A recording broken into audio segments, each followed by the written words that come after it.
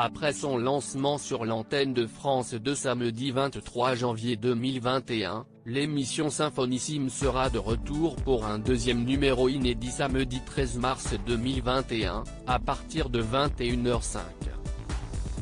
Toujours présenté par Stéphane Bern, ce programme a été enregistré au sein du Théâtre du Châtelet à Paris.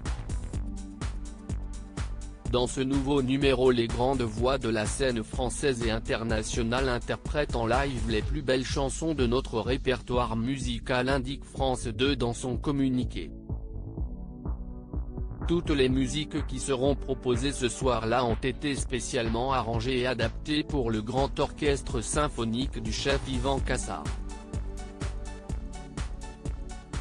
Diffusé en partenariat avec la station de radio publique France Bleu, Symphonissime accueillera Patrick Fiori, Benabar, Calogero, Passy, Pomme, Cali, Vianney, Pascal Obispo, Florent Pagny, Neima Naouri, Kimber Rose, Loane, Julien Doré, Olivia Ruiz, Vincent Niclot, Carla Bruni, Natacha Saint-Pierre, Imani, Jane Birkin, Salvatore Adamo, Gaëtan Roussel, Philippe Jarouski, Hugues Coltman et Nathalie Dessay à l'occasion de cette deuxième édition. Fidèle à son concept, Symphonissime, les plus belles chansons en version symphonique, propose aux téléspectateurs plus de 2 heures d'un spectacle musical inédit et original, qui renoue avec la tradition de la variété symphonique.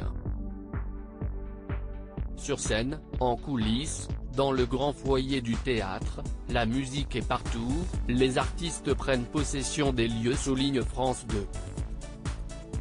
Symphonissime, une audience correcte pour son lancement bien évidemment, la production du programme, ainsi que la direction de France 2, espère que ce deuxième numéro de Symphonissime parviendra à surpasser le premier en termes d'audience. Lors de sa soirée de lancement, l'émission avait attiré une moyenne de 2,31 millions de curieux, ce qui représentait une part d'audience de 10,5% auprès de l'ensemble du public âgé de 4 ans et plus, selon les chiffres de Médiamétrie.